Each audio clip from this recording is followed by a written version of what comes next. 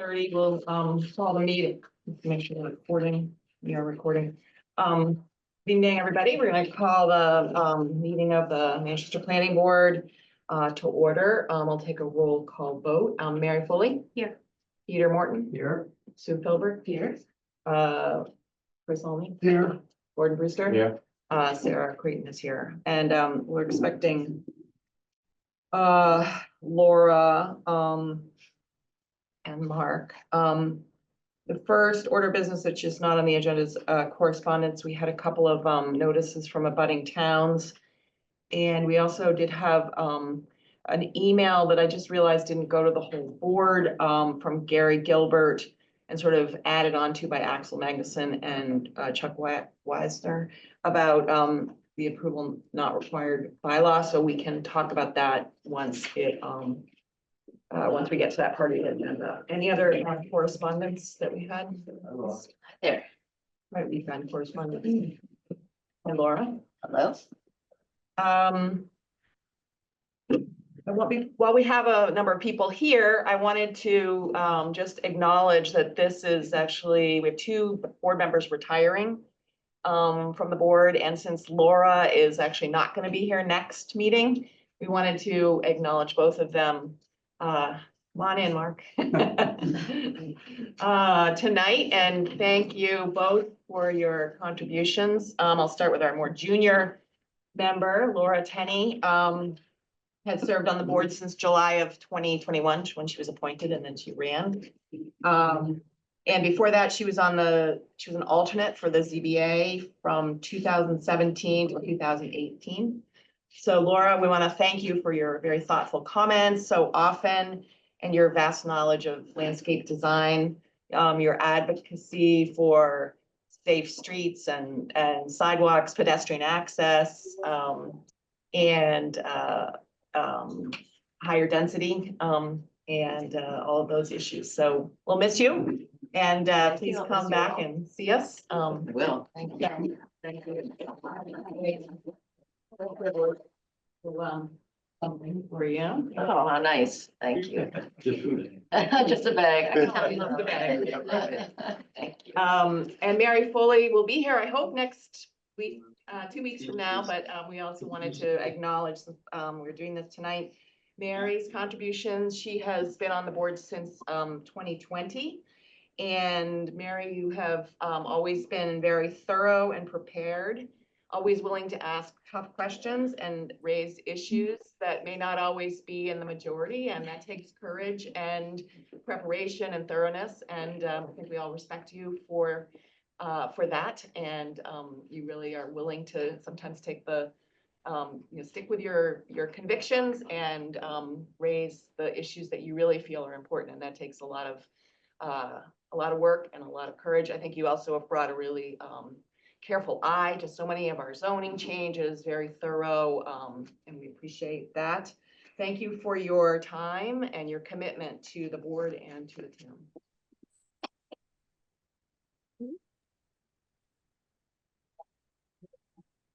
And we look forward to seeing you in 2 weeks. Yeah. Or 3 weeks, whatever it is, after town meeting, actually at town meeting and after town meeting. So, thank you, everybody, for, please join us in thanking Laura and Mary when you see them. Planning board takes a lot of work. It's always, it's a lot behind the scenes that goes on. So thank you both. Okay, with that, we're going to jump into the approval not required for 22 Union Street. If you recall, the applicant was very gracious to give us a week or two extension on the deadline. The plan divides the lot into a small portion in the back as well as a compliant portion in the front. I think we all have the plan. We also did talk with council, who advised us that this was in fact an A&R. I did a little research about how does this happen? Why would somebody want to do it? And I found an article about it's called the developer's loophole, which is means that by dividing the land, you actually lock in the zoning use. And that may or may not be why they're doing it. I don't know. It's not our hunt. But that is one way that people, that one reason. I also spoke to the building inspector and asked the question that I had asked, which is now that the building is right up against the setback. Does that constitute a setback violation? And he echoed what I believe the applicant's counsel said, is that the violation does not, and I think Mark said this as well, does not occur until the one of the parcels are transferred into separate ownership. At which point there would be a violation and they would be either required to go to the ZBA or asked to remedy the violation, even though it's an existing building. So that answers that question, at least from the building inspector's perspective. So that's just sort of background work that we did between last meeting and this meeting. Do we want to hear from the applicant any new information, or people have questions about the plan? Do you have anything to add? Let me just ask, does the applicant have anything to add, or any new changes since we last saw it? There's been no changes Okay. whatsoever. And there's no intention at this time to do any conveyance of either property. Okay, thank you. Go ahead, Mary. So I had some concerns with the application. I believe our applications are legal documents, and on page 2, our item 2 was taken out and a new item 2 was put in that we do not have as a criteria. So I think that's illegal. And our application, although town council says you can create a non-buildable lot, we don't actually have that as one of our 4 criteria to pick as a selection. So my 2 concerns are changing a legal document and inserting language that we don't have on ours. And then the second is we actually don't have criteria on our own application to say they can create non-buildable lots. So I want to understand where we are in the process. Under 4.2.3 of your own subdivision, that article talks about the fact that you can have a lot that does not fully comply with zoning, and that's as long as it's denoted as same. So it would be a non-buildable lot. I'm just referring to our application. It's just saying, I'm trying to go back to your regs. So personally, I think that your application should have a 5th, but I went with the closest category to refine the language to state what was factually correct and is allowed under both the state statute and your own bylaw. That was what I was trying to accomplish. But you did edit our application. 100%, but your whole application has literally lines to be edited, to be filled in. So that's all that I did with respect to that section. So I could have and I should have done this then, because what I'm hearing from the board is I could have stricken out the language and inserted my language so that it was entirely clear. It was not meant to be at all fraudulent or trying to not be transparent with the board. That was not the intent whatsoever. I hope that's appreciated. Okay, and then Mark, can you advise regarding whether that's grounds for pushing us off, or, Not really. I mean, we have to evaluate the plan based on what was submitted. The application fees were submitted. I think she was trying to explain why and, altered it as opposed to just adding it. There was no other selection. I mean, yeah, I think we would have appreciated like a letter or something that. well, rather than that's why, and I actually- did provide that in the interim. So in response to, post meeting, we had both Adam Zager and I as co-counsel had submitted additional information to the board, and it was in that. I don't know if that's been shared with the entire board. That was the email on March 27th. I sent it at 9:03 to both the chairperson and to the town planner. But it was specifically talking about your point, Ms. Foley. It wasn't in our meeting packet for tonight, so I don't. I can read it into the record if you'd like. I mean, Okay, why don't you do that? it's, Oh, I'm Yeah, sorry, I go thought you ahead. said you were gonna do that. I No, you apologize. can go ahead and do that. So Ms. Creighton, on behalf of 22 Union Street LLC, I'm following up on the below email exchange with co-counsel Adam Zager, Joe Holland Stewart. We appreciate your quick attention to this matter thus far and are hoping based on the following response, the planning board will be able to administratively handle and endorse the Mylar at its next meeting. To confirm, the 22 Union Street application is indeed on the MBTS form. The language in section 2, and only that language, was revised to simply indicate the facts that the plan shows a division into 2 parcels, only one of which is a buildable quote lot with the requisite frontage. In accordance with MGL Chapter 41, Section 81P, an A&R endorsement shall not be withheld unless such plan shows a subdivision. For purposes of the subdivision control law, a subdivision is a division of a tract of land into 2 or more lots. A lot is defined in 81L as an area of land in one ownership with definite boundaries used or available for use as the site of 1 or more buildings.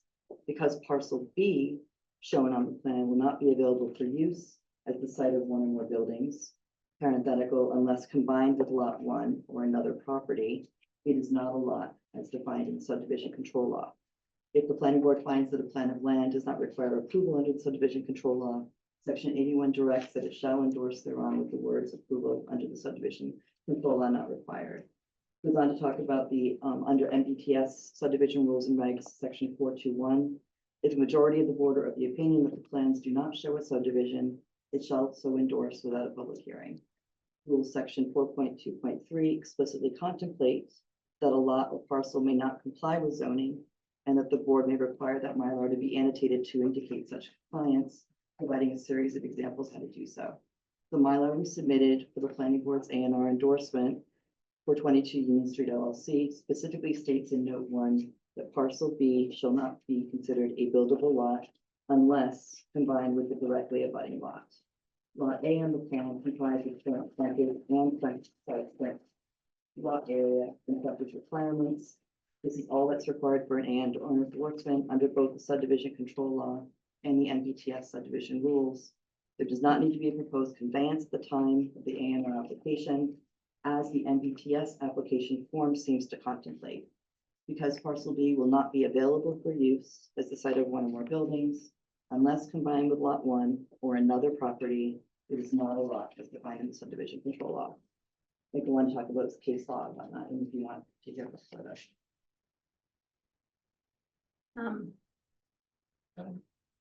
So one, I would just appreciate that planning board members would get correspondence so we can all know what's going on.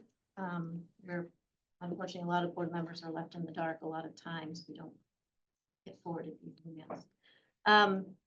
I now understand the reason, but you can't change legal documents. And I think it also highlights what I've brought up prior, is that the applications in our subdivision document are dated, and the board should be doing a full review of them. Obviously, it doesn't sync up with our own bylaws and the A&R requirements, so I think that's a project for future planning board that I know has been mentioned for years. So those were my concerns. I think, maybe we can ask Mark to look at the A&R application and. bring it up to date. Other questions for the applicant or for, discussion? Yes, go ahead. Question just on terminology, if I may, parcel B versus lot A. Is there a reason you're calling one a parcel and one a lot? It's Can a you very good explain? question. Yes, because a lot, capital L, is deemed a buildable lot Mhm. compliant with that, whereas the parcel was purposely used to delineate it further as non-buildable. Okay, thank you. Also Adam Zager, also for the applicant. If you look in our zoning bylaw, you'll see that we have a separate definition of lot, which is the land available for building, and then a parcel, which is another piece of land that's not available. Not for building. associated So with there building. are actually already those separate definitions. Mhm. Big lot in our bylaw, but not. Thank you. Okay, other discussion? I think in, there any public comment? We don't, this is not a public hearing, but if somebody has any specific comment, if you could raise your hand. All right, seeing none. Do I have a motion to endorse the Yeah, I'll make that motion to endorse the plan. I don't have the details of the plan, but Here. that's great. Let's see. It's the plan dated March 5th, 2025. Undertaken by Meridian Associates for the subdivision of land at 22 Union Street, which specifies that the parcel of land will not be a buildable lot. Okay, great. Do I have a second? Second, Peter. Any other discussion? All in favor? Okay, it's unanimous. Thank you. Thank you for giving us the extra time. That was helpful. And you can endorse the Mylar. Do you need it tonight or? I was gonna record it tomorrow, but if you want me to pick it up at town hall tomorrow, I can do that as well. It's I'll fine. come back later tonight. That'd be great. In fact, I'm gonna make my co-counsel handle that. Okay, Thank you thank very you. much. I really appreciate your patience and Put delivery. it to work. Great, thank you. Okay, the next item is approval not required, Form A for 9 Ashland Ave Bikeway LLC, and I'm gonna turn this over to Sue Gilbert. So this, we had denied, this A&R, and was anything filed with the clerk on the, No, I was unaware that you actually denied it. I thought you had continued it until tonight. okay, So nothing was filed in the clerks, but it is a plan that is entitled to endorsement. So, can you explain that to us? well, it does have frontage and access across the frontage to Ashland Ave, which is, assuming the board feels that it's suitable for another house lot, is a suitable grades and widths for an additional parcel, so, or additional lot, so. I think one of the things, the main reason why we denied it was because the application itself did not indicate any reason that they were falling under to request the A&R. But looking at the law a little bit further, it turns out that if they have set forth that reason on the actual plan, which I think they did, in the first note, it may have satisfied the requirement, even though they were really sloppy, in filing this by not filling in any of the reasons on our actual application. I think John Harden is here. Applicant. Yeah, John Harden, 54 School Street, but also the architect for the client. I have to say, I was not involved in the application, so I haven't even seen it, to be honest. But apologies if it wasn't adequate. I do know that the reason for the application is actually very simple. So 9 Ashland, the client had done work on the building 5 or 6 years ago, I think maybe years ago. It's a beautiful old building. It was kind of a large house, and they decided to make it a two family. So it looks exactly the same as it always did. It's actually quite a fine historic building in town. And as part of the work, they renovated the building, made it look beautiful, but added sort of an L-shaped piece at the back. They added a unit within the existing structure of the building.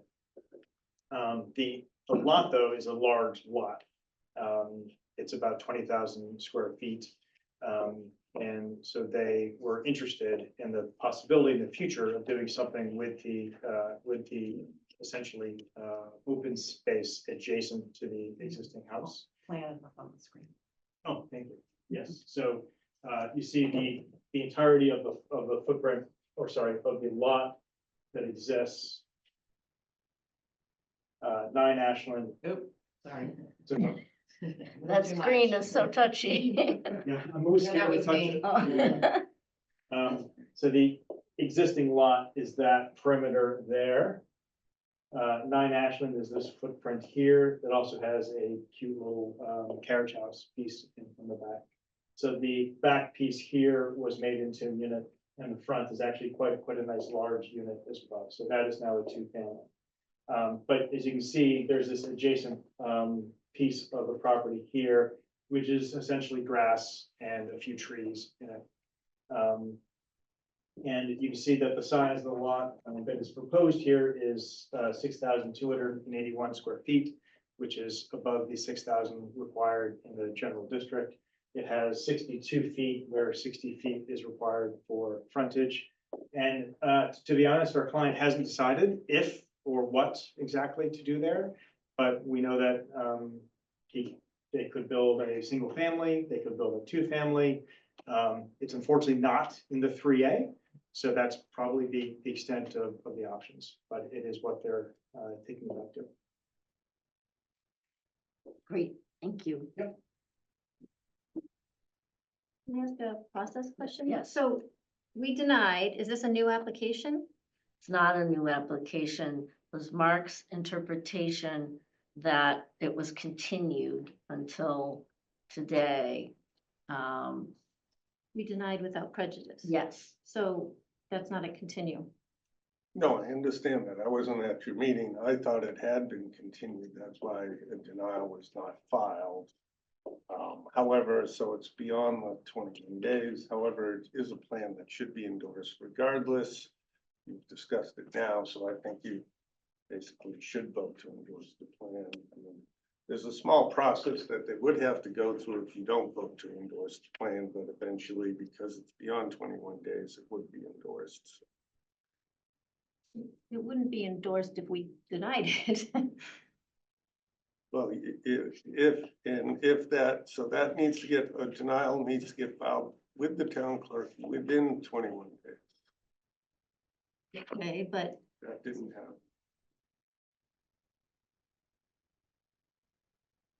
okay, so the planning board made a decision and then nobody filed it. Is that what you're saying? Yes, that's Okay. what I'm saying. And now is this a new application, but No.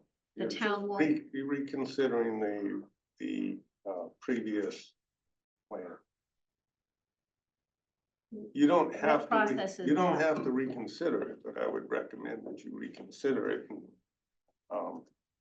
you know, the applicant can, request, I don't remember exactly what the process is because I've never had it done, but the applicant can request, I believe, of the town clerk to say that the decision wasn't filed within a timely manner, and then it can, not sure whether the town clerk endorses it, but eventually it gets endorsed and the applicant can report. So I'm just recommending that the board reconsider it tonight.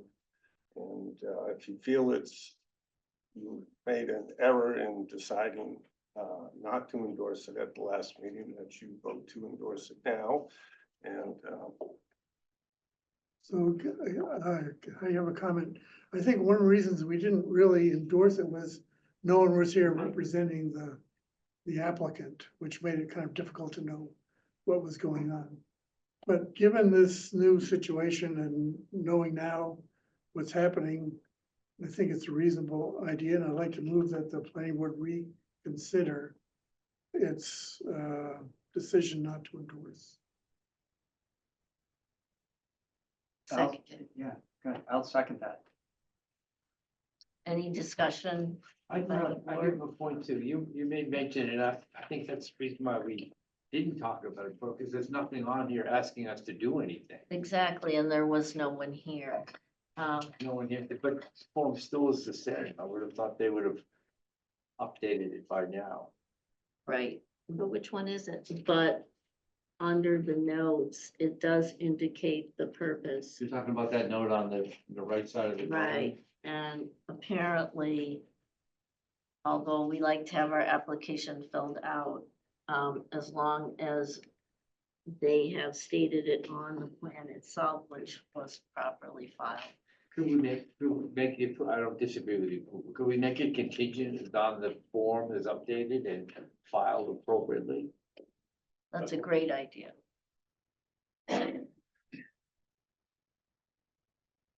John shaking his head, Yes, yes, okay. And I think just for clarity, this is even though the owner's done a lot of work in town, this is the first time they've ever engaged in an A&R to divide a property like this. And I think probably the approval not required may have been a misnomer, that they thought, oh, I can just have this done and submit it, and it's, Right. it's done. And I was never asked about it, I'm afraid, and I didn't even know that this was before you in the last meeting, otherwise I would have definitely been here to talk about it.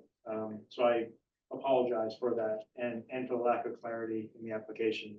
If we can amend that and submit it, be more than happy to do that. That would be good. Who's reviewing applications now? I think if we can talk about process after it's a valid Okay. question, but let's talk about the process after we deal with this specific one. Okay. How we're gonna address this one. Any other discussion from the board on? I have questions on the actual thing, but I don't know if we've decided yet. If I we're- think we have to vote on your motion to reconsider. So any other Are you gonna discussion about, Revise it though to include Gordon's. I think that happens at the, It does. later. any other discussion about reconsidering? Okay, all in favor of reconsidering? Abstain. Abstain. Two abstain, okay. Right, okay. Now, any other discussion about the merits of the application itself? Mary, Question. Lot X.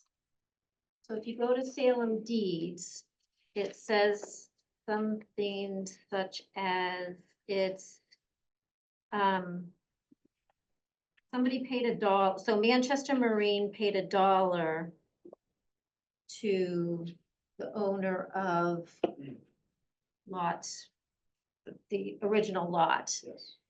for a construction and maintenance easement, excavation, fill, construct, blah, blah, blah.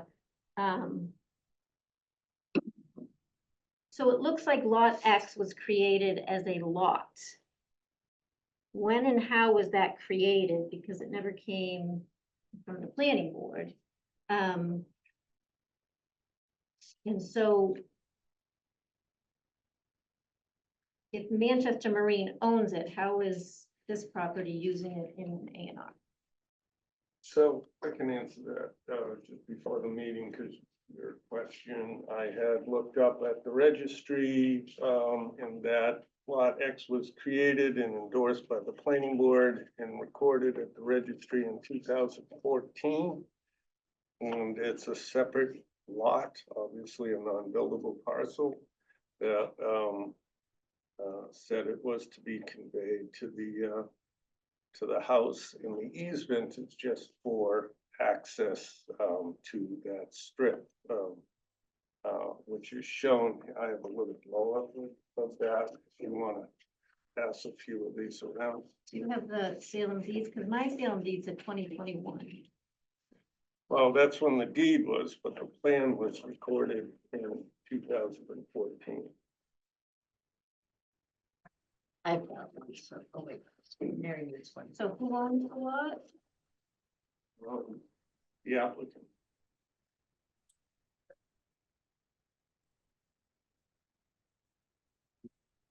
Do you have the Salem deed? Lease deed from 2021.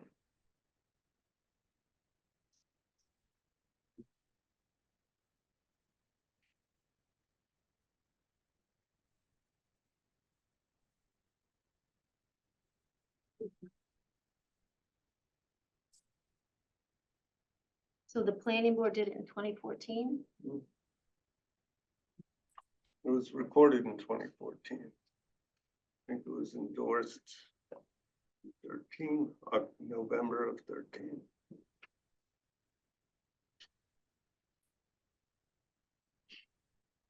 So, but an A and R, you don't pay $1, you don't pay something. For the conveyance, What's that? in order to have a contract, you have to receive something for something. So typically, if it's a nominal conveyance, they put $1 down. Okay, and then the lot, this lot then paid Manchester Marine back? No, they conveyed a property. Piece of-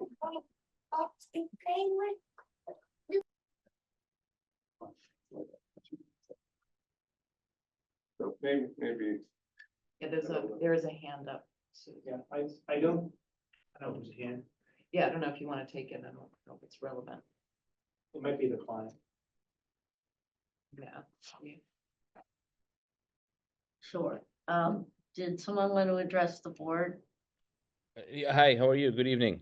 My name is Edward John Flamia. I'm the owner of 9 National Avenue. I didn't know if you're discussing, I was trying to follow, and I don't know if you're still, the subject is still in open 9 Ashland. Yes. The question, I think someone raised a question on the board. May I address that or? Absolutely. Okay, so we purchased the house a few years back and we did a historical upgrade there. We brought it back to the original 1847. I think Mary Foley, if I'm correct, she's asking a question. There was, when we purchased the house, there was a situation with the deed, a slice of land, probably, I don't know the exact measurements, but I'd say probably 4 feet wide and it went down to a triangle. And that was what the previous owner had to clear up the deed. And that's what I think that's what you're bringing to attention. I just want to kind of clarify that.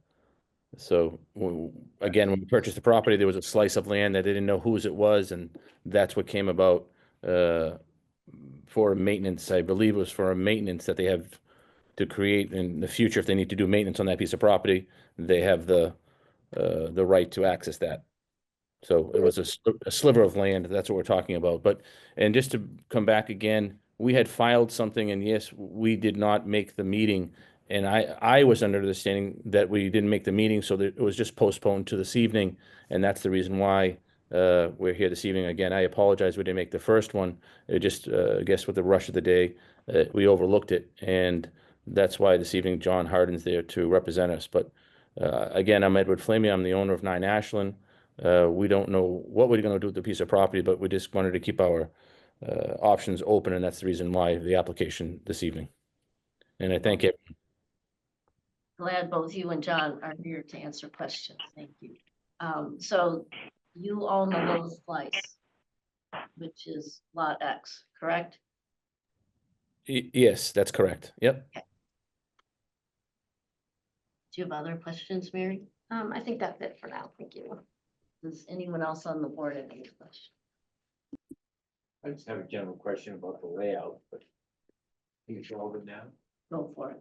I do have a question about when you taken this parcel out here, you now have the access, the driveway access to the rear of the site is now gone. It's now part of the other parcel. If that's to be sold off and developed, is there gonna be another way, another parking area, another access or drive access? Yeah, so I think the intention was, that this carriage house, which is as old as this house, it's quite nice, would always remain part of this property. So and as you may know, there's a new drive put in on this side. So I Is the think, new drive put on the outside? correct, on this side of 9 Ashland. Back to some parking back here. Okay. So, the intent, I believe, because it was all built at one time, it's all of the same character and detail, even though this has not been renovated, it would remain part of this. And in this zone, of course, since this is already a 2-family, I suppose as an ADU, Sure. you could do that. But in any case, that has not come up as a topic or as an intention of the client. It was always that this would be part of this property. So the driveway is being conveyed as part of the other property that you're separating out. Correct. In fact, there might be reason for a small easement back here, if parking were required or something, but that, at the moment, because they really haven't figured out what to do with this property, we haven't gotten that far yet. Well, yeah, the edge of the new, there is an existing driveway here, which would become a part of this. This driveway here kind of allows that to happen. Okay. Any other questions from the board? Does anyone want to make a motion? Sure, I'll move that we endorse the plan. I don't have any of the information on the plan, but I think we can copy it over. On the condition that a revised application be submitted as soon as possible to, in accordance with the plan that we're approving, we're endorsing. So, 9 Ashland. yeah, the plan is 9 Ashland Avenue. Don't see the filing date. Prepared by Meridian Associates, March Jan- 10th. January 2025. Thank you. Filed March 10th. Well, Second, I'll second it. any discussion? All those in favor? Same. Yes, thank you very much. Thank you very much. Okay, Sorry about all the confusion. No, we're sorry that we weren't here the first time, but thank you very much for coming. Okay, thank you, Sue.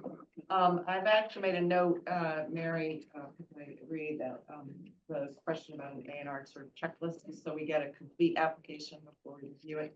But let's take that up at the other matters. We'll come back to that. Great, now we're gonna, thank you for your patience, Tim. Do the continued public hearing, for 208 Summer Street, by 206 Summer Street LLC. I'll take a motion to open the public hearing, continued public hearing. Moves. Second. Peter seconds. Roll call, Mary Foley. Yes. Peter Morton. Yes. Sue Silver. Yes. Sarah Creighton votes yes. Chris Olney. Yes, Gordon and Yes. Laura Tenney. Yes. Thank you. Okay, Tim, you want to bring us up to speed on Tom, yeah. Tom? Sorry. Those are all me. My name's Tom Sachs. I'm an engineer with Hancock Associates. With me tonight is our project attorney, Joel Vasa. Online, we should have James Emmanuel, our landscape architect, and also Tim Curtis, the building architect, and also tonight, the owner, Tim Hopkins here tonight. So, if I could share my screen real quick. Yeah.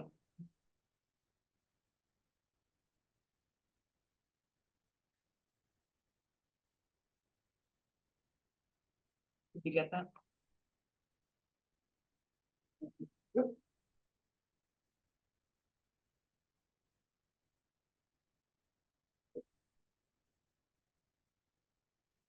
Perfect. So at our last meeting, we had some comments regarding the erosion control, what steps and measures we take to wrap that up. We also had comments on the landscape plan, and we were gonna put together conditions that we would discuss later tonight. I sent to Mark on Thursday. This is our updated erosion control plan. As you can see in red here, we're proposing straw wattle along the base of the hillside, collect any runoff coming down the hill. It's all along the 100-foot buffer. And then for slopes steeper than 2 to 1, we're proposing, you guys, they look like hay bales, but it's gonna be a silt fence. So any slopes greater than 2 to 1, propose silt fence so the wattles don't fall over. And then lastly, we're proposing a construction entrance at the base of the driveway, just to remove any debris. I believe in your packets, you received a report just on the maintenance during the construction phase. So that'd be any type of maintenance, like reviewing conditions of the system on Summer Street. Also observing the wattles, making sure that those are up to spec. Any questions on this erosion control plan?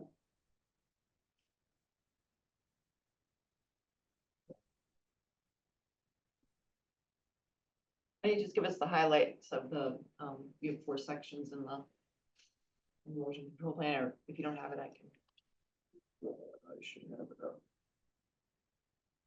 I can share it if you want. Yeah, if you don't mind.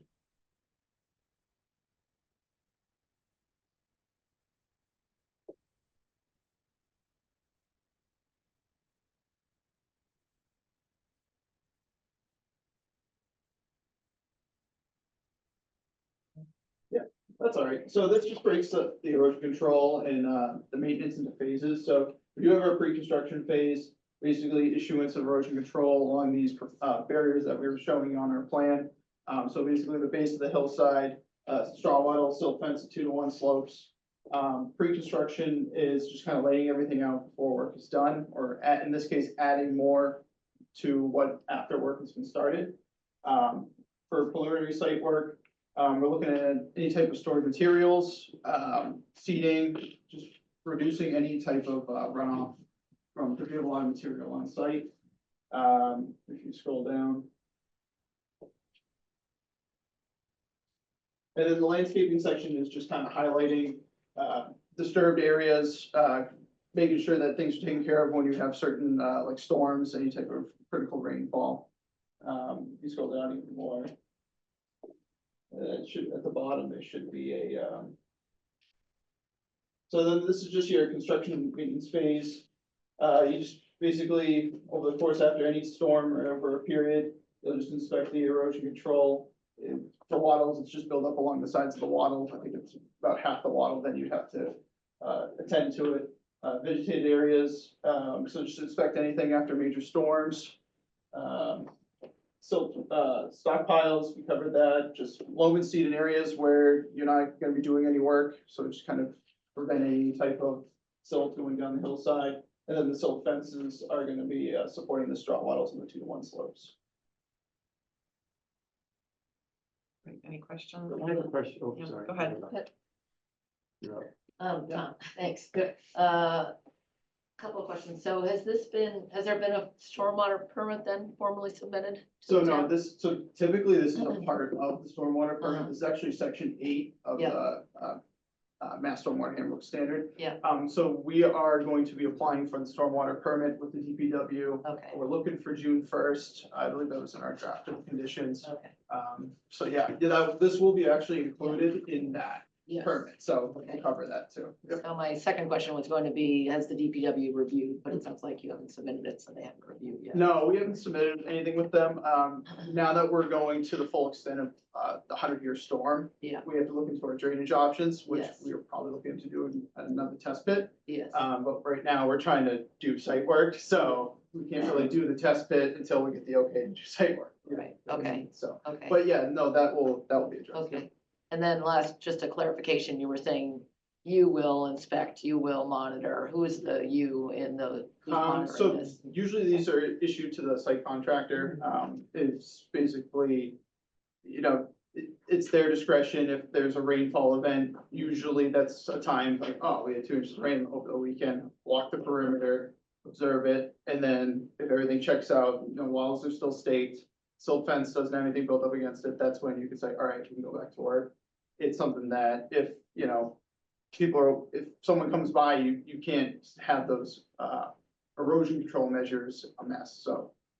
It's just something that the contractor will have to keep up with. Yeah, and does that record keeping get filed with the town or with the DPW or?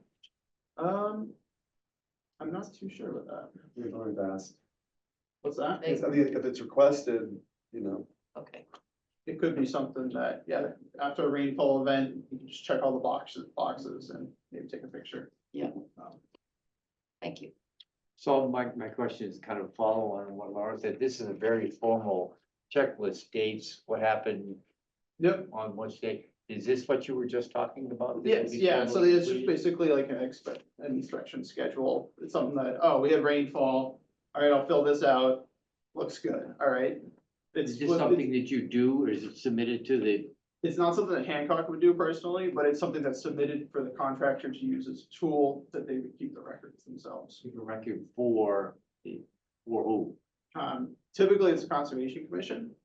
So when they come out and walk the sites, they can ask for, oh, for your notice of intent, you guys included this table showing all these inspections of when after storms, have you been keeping up with that? Usually in larger projects, it's kind of like, it's like a residential SWIP, kind of. It's not really a full SWIP, but it's kind of a way of making sure that the maintenance is done. So this will be kept in the construction trailer, assuming they have a trailer.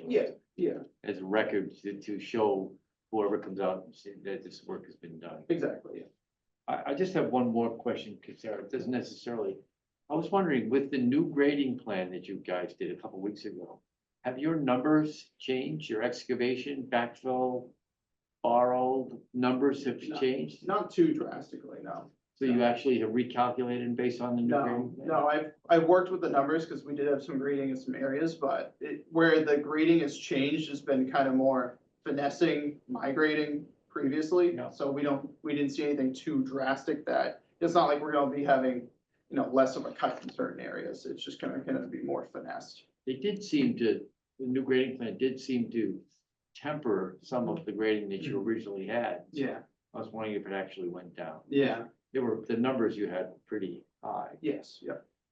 but no change, you haven't recalculated. I haven't done the full calc, no. Just wondering if it may be worth doing it just for your own satisfaction. Well, if I may, those numbers also, I think it's important, are based on the net sum total, right? And that Yeah. it appears to be a much larger number than the overall disturbance because, you're adding the cut plus the fill. Exactly, it's not, the net number is different than the totals that we show. The totals that we show is total disturbance. So you have a net here, a cut here, those two together is that total. But when realistically, a cut and fill cancel each other out. That kind of makes sense? Ideally. Yeah. I'm gonna share two other things that just came up in discussion previously for people who may not have seen it online. This is a image of the proposed fall protection. So I had asked about that.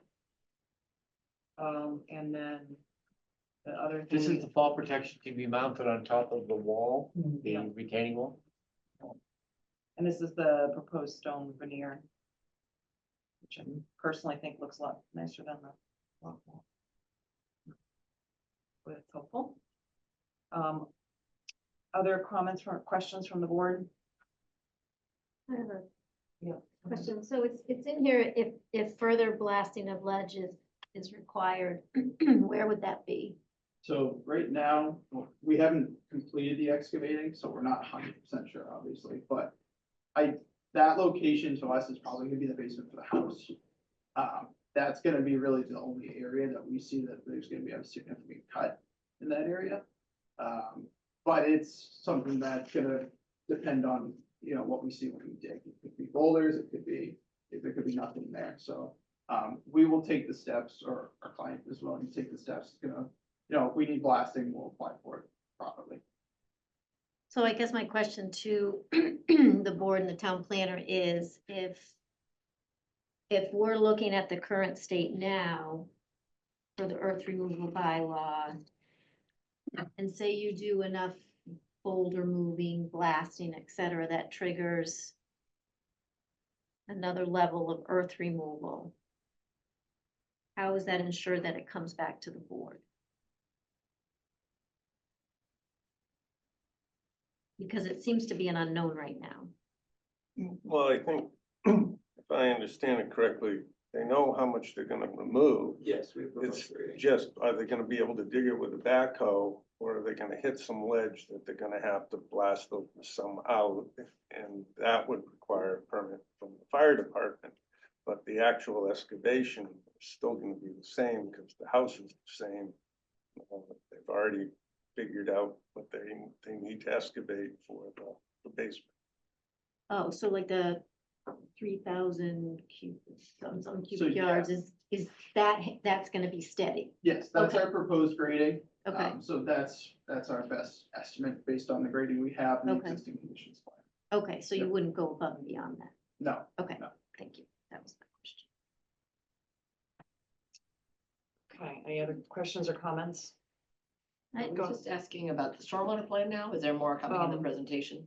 Or were you- stormwater? we just talked about stormwater. Are you presenting the revised landscape plans or anything else tonight? Or So do we ask we all the do have the questions now? revised landscape plan. but Okay. I do see James is on the chat. If you'd like to discuss his changes in the, Could in you the walk latest us through revision. those? Go ahead. James, if you wanna, share anything. Okay, I can share my screen with the landscape plan. Hold on just a moment. Okay, so we have the revised landscape plan, and this was done based on the comments and the feedback that we had from the last meeting. And the major changes are really having to do with the plant list and the plantings themselves. So we listened to your comments and added plants and trees in this area and near the drive, and it's going to kind of create a little bit more of a filtered view of the house from Summer Street. So now we've got trees not only along the property line, but along the inside edge, and these will be evergreens as well too, as well as some deciduous. And then we've got trees on the edge of the existing trees to remain as well here. So these two areas are the locations where we've added trees. We've also put the plant list together to indicate what the specific trees are going to be. And I know there was a question about that because we had a palette before, but just to zoom in, now we've got balsam fir, white pine, and white spruce as our evergreens. We've got a total of 28 evergreens we're proposing for this project and 10 deciduous trees that we're proposing. So 38 new trees to go on the site as part of the landscape plan. That's really the big change. We also submitted the photos that you had shared that showed the stone retaining wall veneer treatment and the fall protection, which is kind of a transparent iron fence look to it, which would just be in this location over here. And the grading is still kind of what it was in the previous plan. We saw from the grading from the original version that you had before, but I think that we just want to understand that we're looking at pines, spruce, fir. So no, I think the comment was, no little pointy trees like arborvitaes and things like that. We don't have that in this plan. We've got real evergreen trees in the plan. Wherever you see this symbol, that represents either a pine, a spruce, or a fir going in place. Oak trees along the edge here, and some birch trees in these locations as well too. So those are the highlights of the changes, the plant list, the added plants, the locations, the veneers, and the character of the wall and so forth. And I can take any questions if you have any on the landscape plan as we have this still up on the screen. Well, I can comment. I think the change that we've seen this evolve from the original plan that came in is a definite improvement, significant in the density and quantity of trees planted and the filtering of the views from the public way and from the native species planting, more of a New England forest and less of a hedge of arborvitae. So and the grading is much better. Again, Tom, no disrespect, but the plan has really is a much stronger site plan than it was in the beginning, thanks to you bringing on your associate, your landscape architect. So I'm pleased to see the improvements. Other comments? Questions? All right, any other comments or questions on this application from the board? Any comments from the public? Sandy? Hi, I'm Sandy Rogers, 82 Old Essex Road. This may have been covered in an earlier meeting about the review of the building itself and any aspects such as lighting. Now that the drive is changed, I'm not sure what lighting is going to happen on such a long drive, and being able to keep dark sky within Manchester, and especially because it's an exposed hillside, was that covered? We have talked about having dark sky compliant lighting, and it's proposed in our draft conditions, we have it as a draft condition. Okay, thank you. Any other comments? I don't see any online. Then, I think, go ahead, Glenn, you look like. You saw me looking, so I had Shannon fill up the whole package and he sent it to me today like that. Much of the original submission drawing, many of the original submission drawings are still there. Is that correct? You're showing the different grading plan, different landscaping, different everything.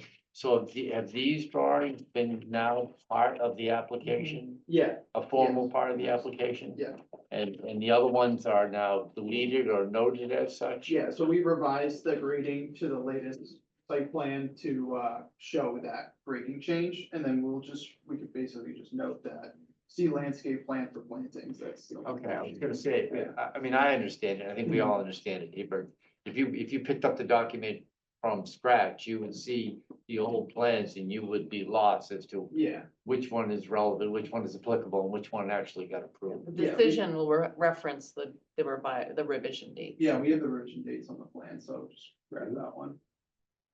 I think it's like March 10th. But not on the landscape though. Yeah, yeah. Landscape plan has a revision date of March 25th. That's March 21st. It's always a bug about making sure that the dates on the drawing, so someone could follow the thread. I Yeah. just ask you to do the same. Yeah, no, I understand. Okay, Mark, I think what we do is close the public hearing and then discuss potential, conditions outside of the, once we close the public hearing, correct? That's Okay, right. so if we have no other, comments, or questions for the applicant, I'll take a motion to, close the public hearing. So moved. Second, Second. all in favor? Aye. All voted in favor. Great, thank you. Now Mark has given us a draft list of conditions. They will be put into a context that references the hearing, the plans, into an actual decision. But the proposed conditions are those that we have here. I can put them on the screen if that's helpful. I think the first one is that we just sort of talked about is a revised landscape plan. So I drafted the, Okay, okay, that's just the conditions, but I Is there- drafted the entire approval. oh, is that in there? Yeah.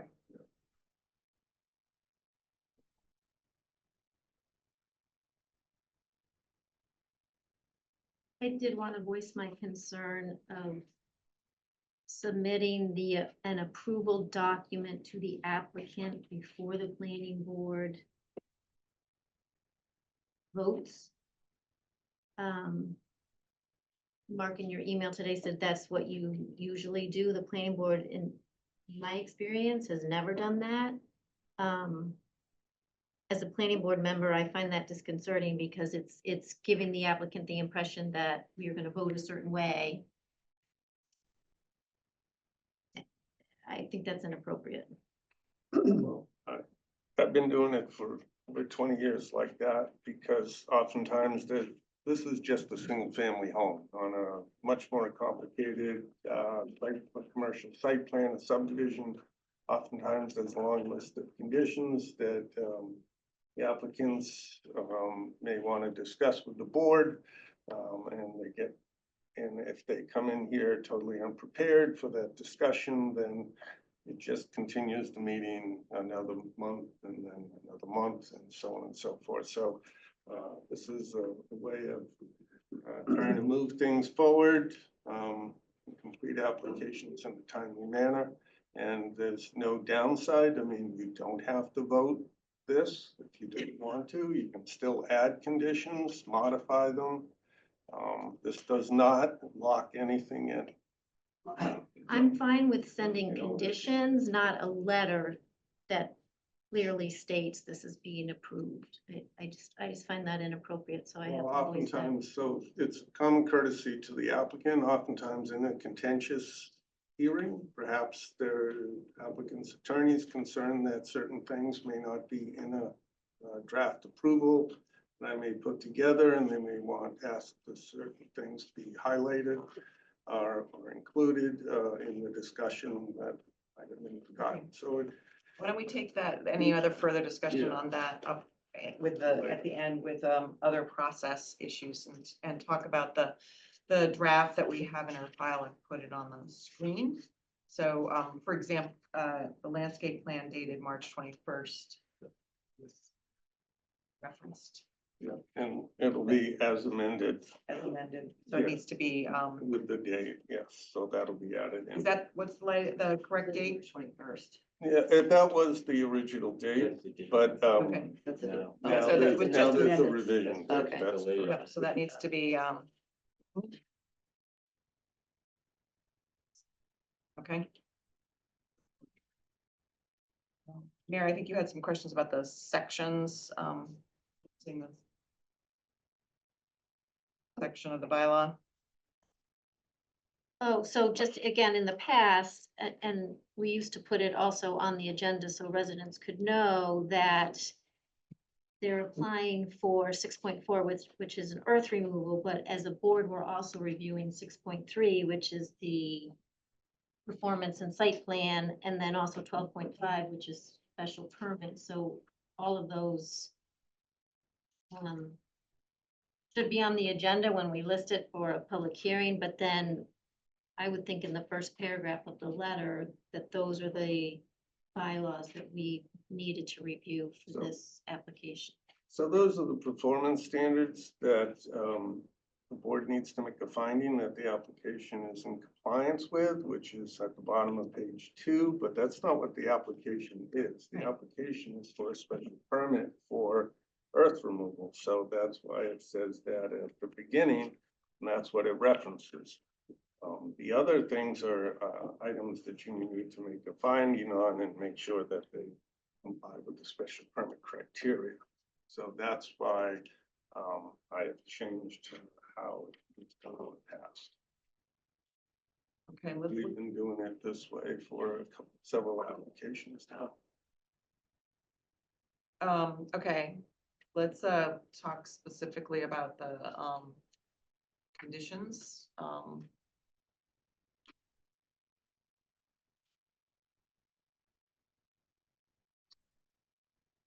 So we find the proposed language is consistent with 6.4.1 and in conformance with 6.4 and the 12.5 special permit criteria.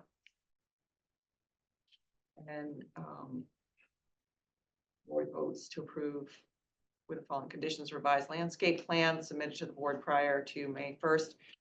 Perhaps we've met that condition at this point with the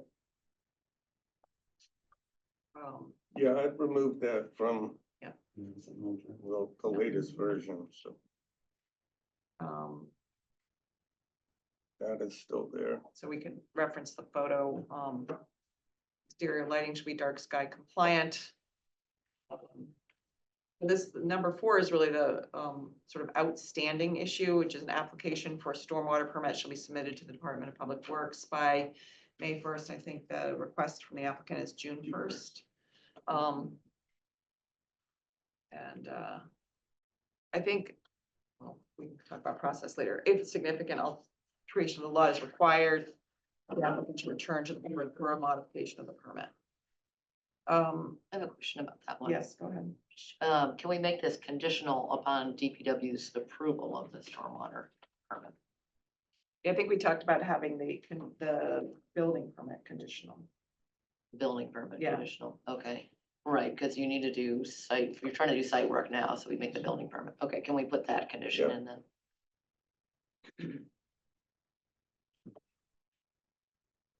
Can we condition a building permit? I don't think we can condition a building. Condition the application for the building permit, right? Yeah, I think the site Yes, plan, but the special permit is a condition of the building permit, thus the condition of the stormwater would be they can't get a building permit in this case because of the earth removal until they have a special permit. So presumably they could we could hold that portion. Okay. If blasting of ledge is required, then a blasting permit shall be obtained from the fire department. Summer Street should be kept free of mud and dirt, and site construction hours should comply with the town bylaw.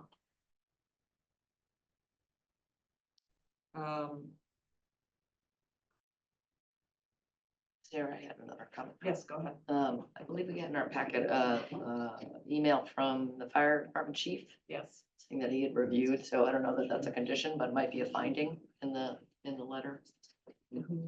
I think this is more that blasting, the condition is that if there's blasting. the Right, fire department- right. I wasn't suggesting that we add it as a condition since it's already been met, but that we list Yeah, it as a I'll- finding. I don't think we, I think, I have, I don't know what version you have up there, but This I is the one have I was something here that the, John Sachs, the new driveway has been designed to comply with the fire department's requirements for grade and widths. The fire department responded in an email that the driveway is okay. Okay. And he said, Yeah. okay. Yeah, he said, okay, yeah, I saw that. all right, great, thank you. So I think, the applicant is asking that we have the stormwater permit by June 1st, given that it's April 15th. I think that's reasonable. Mhm. What was the picture of the fence? That's the The fall protection. wall protection.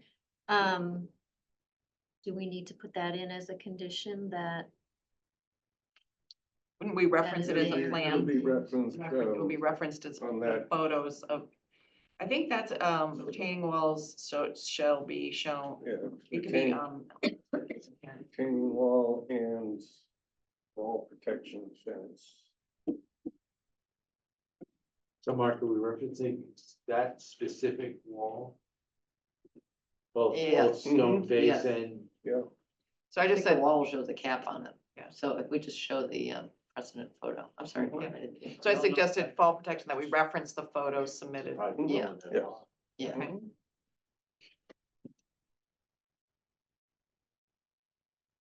All right. Go ahead. So I would expect there'd be an affidavit filed at the end of the construction when the civil engineer is certifying that there's conformance for the drawings. I'm just wondering how we're going to get, is that your method to certify that the stormwater plan has been completed and the planting plans and so forth through those affidavits? And final substantial construction or, So- yeah, Construction drawings. I'm sorry if I may, through the chair.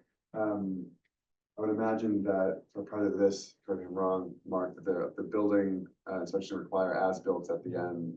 And the as-built will show, to the degree that you want, the stormwater as-built, that sort of thing. yeah, And then, planting plan if necessary, can go out there, although planting plan would be a little more self-evident for an inspector to go through and say, Yeah. hey, I can count 26 trees, here they all are, that sort of thing.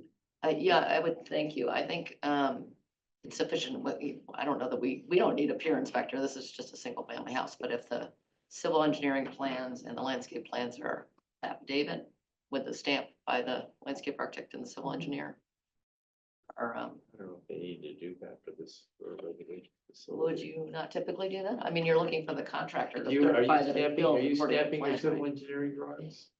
We can stay with it. Yeah. Are you stamping them? Oh, I'm not, me personally. Someone no. is. Not you No, personally, yeah. but your firm? Yes, yeah, all the drawings. And do you file an affidavit at the Do you end? have a pre-construction affidavit as well as a post-construction affidavit? I don't Normally used on believe- larger projects? I don't believe we have. Yeah, I don't know, but that's more typical for like septic, where Yeah. you're more. Larger required by the town to projects. Have something like that. Right. This is more, the client's gonna take this and you can build off of it, Mhm. Okay. and help him work his way through the permitting process. It's not really a follow-up at the end. Yeah, okay. Well, you're Well- suggesting we have assurances that it was done in Yeah. accordance with. Yeah, that the 38 trees are planted according to the species Right. and, but whatever is equivalent with the level of the project, I don't think we're asking, we don't want to ask for something that creates Right.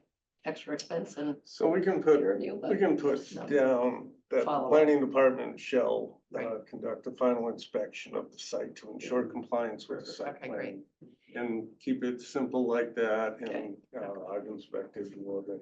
I also Yeah. added a note that we should reference the construction site erosion control plan. So, so as-built, so I'm gonna get rid of as-built, so. It's hard enough getting as-bills on a large project. Yes, it is, yeah.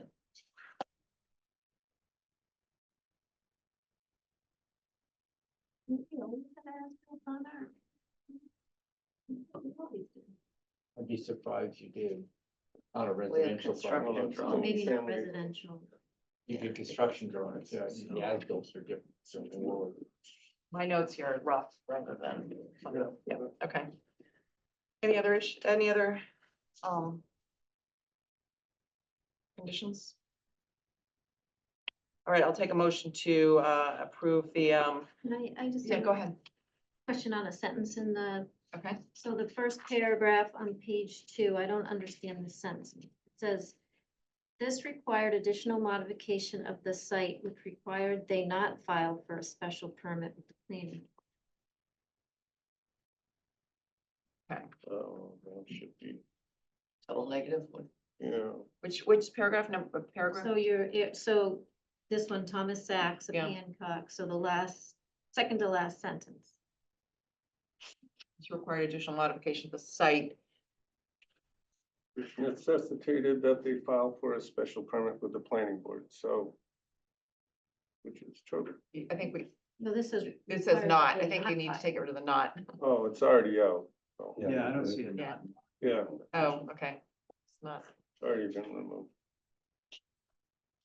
I don't know why we have two versions. There are two Yeah, there's versions two of the versions. file.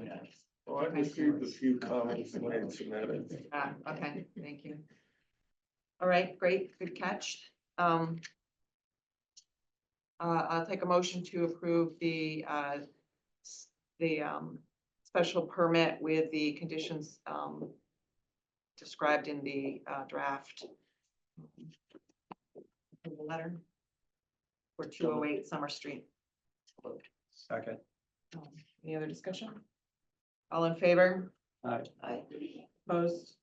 Carries unanimously. All right, thank you. Thank you very much for your working with us and hopefully we Good look forward to having you. I need all the luck I can get. Yeah. I appreciate it. Thank you very much. Thank you. It'll be, yeah, look forward to having you in town. Thank you. Thank you. Yes, I'm sorry. Okay. All right, We'll spell Jules and game throw. Right now. so I asked, we just put the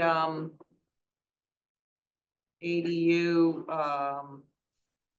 on the agenda, if there are any changes that we want to make based on the after people have had a chance to think about the input from the public meeting, public hearing. I had one.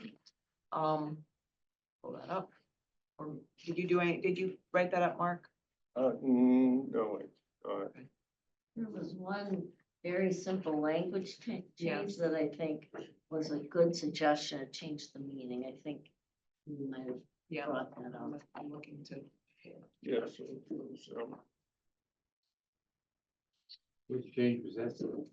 Yeah, that's a good question. It's, yeah, it's the additions, It's numbers, yeah. Oh, yeah. Yeah, I got it here. I can. So on the standard ADUs, it's number 7 under the submittal and design requirements.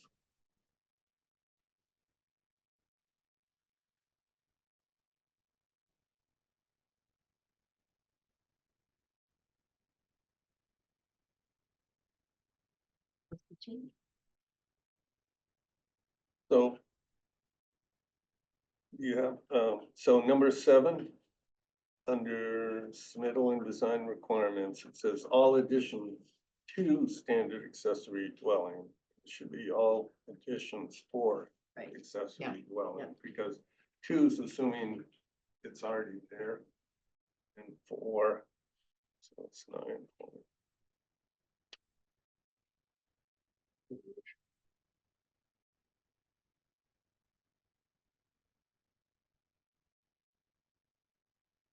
So right there, can I tell you something on 8? Sure. It says all additions or structures containing a standard accessory dwelling units. I would just do unit.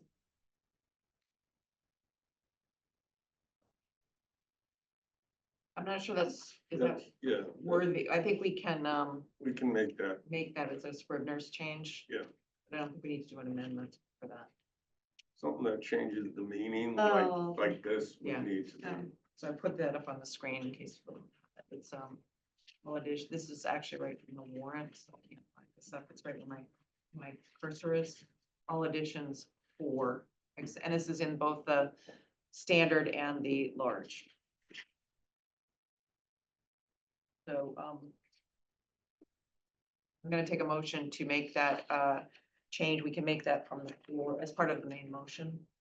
In the large, it's it's number 8 in the large. Yeah. So it's a number 7 in the standard and number 8 in the. To change 2 to 4. Go ahead, Laura. Would it be even clearer to just strike all additions too?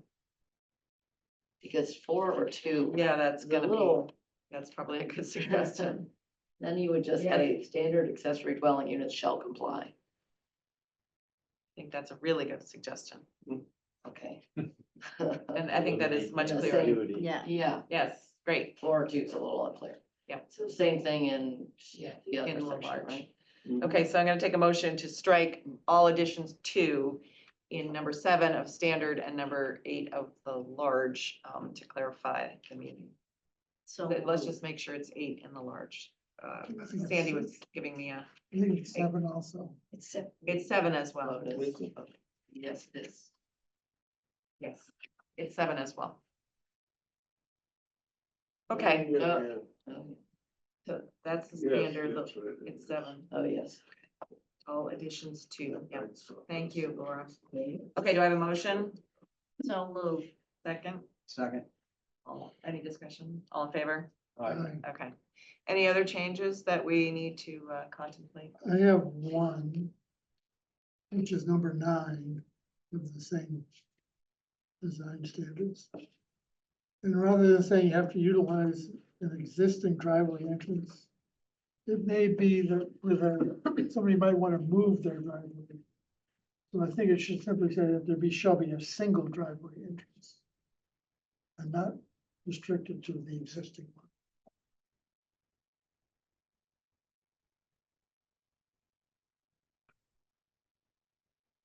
The property already has 2 though. But- And also I think that the language there gets, I think what we're saying is that the dwelling unit and the primary shall use the same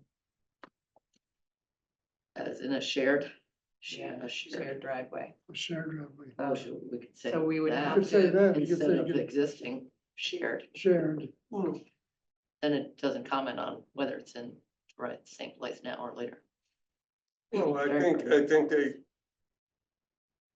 for the purposes of obtaining the permit, they would use this and then they would subsequently file with the Public Works Department for a new driveway permit, and which would be allowed, provided it meets the standards and they close up the old one. So I think, I'm not sure it's worth Maybe confusing the not. meeting. Yeah. Do you want to just say shall utilize primary driveway entrance? We don't define that anywhere though. And it sounds like you might I have would to. I would strongly suggest that we not try to muck with that on the town meeting floor and that people can, we can. there's a variety Yeah. of people now beginning to come forward with ideas, Right. changes and this and that. Which are awesome. What I've tried to discuss with them is, let's try and get this passed without changes, and then we can get a little group together to work with the planning board to put together a list for a year from now to modify this. But I think, in order to get this passed, this is Yeah. keep it, yes, there's some things that are restated. There are some things that could be tweaked in wording, but I think the intent is clear of what's being required. I mentioned at the beginning that I received a correspondence and it didn't go to the full board, but, from Gary Gilbert. And then he copied Axel Magnuson and Chuck, Wisner, who all sort of chimed in that they thought it was a good idea. And he simply echoed the comments he made at the public hearing, which is to not reiterate the, requirements that we meet other zoning and historic and watershed. So I think we've already discussed that unless somebody wants, but he did, again, make that case. Okay, any other changes that? I have a question. So on number 2, how come we never added, so it says exterior elevation shall be submitted for any application required in addition to any building for habitable space. Why didn't we include for and detached? It says and or a new structure. I'm looking at the warrant right now, right there. Or a new structure. We did get it in there. What number? Oh, number Oh. 2, Yeah, okay. Yep, I'm just pulling what was in the meeting packet. okay. Sorry, this is what's in the warrant because we made that change. Okay. Yep. No, it's fine. This is the warrant from the website, from the town. This is the town meeting warrant. Okay, I just going with Yeah. our meeting packet. Amy. Yes, I know this isn't a public hearing, so thank you for taking this. I actually looked up on the mapc.org site, the definition of accessory dwelling units are small homes inside or attached to a single family home or in a detached structure. I know that this has gone back and forth about allowing more than one ADU because you've split the small and the large. So I highly recommend that be eliminated and that it focus on single family. So MAPC is not where it's EOHLC that we need to go by, not MAPC. So that may be an older definition. I don't know. I haven't seen that. That's the first thing. The second thing is I was thinking through this large, so large up to 1,200 square feet are allowed by special permit. And one large per lot. It seems to me that a reasonable provision in that special permit condition would be to restrict, could be, if you have it would be up to the ZBA to restrict the ability to have future ADUs there. Because you're getting it through a special permit, so it's a little bit unclear. I think that there will have to be, but as far as we know, the definition for the ADU in single family districts is what is in the regulations. I don't disagrate with you. That I've been it should be. digging, looking at all these, I agree different with you that it personally, I agree with you that it's about single family homes, but that is not how the regulations for the standard or protected use are written.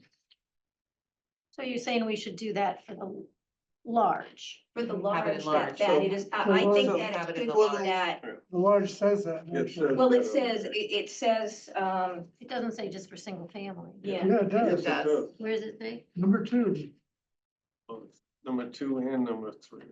2. use requirement.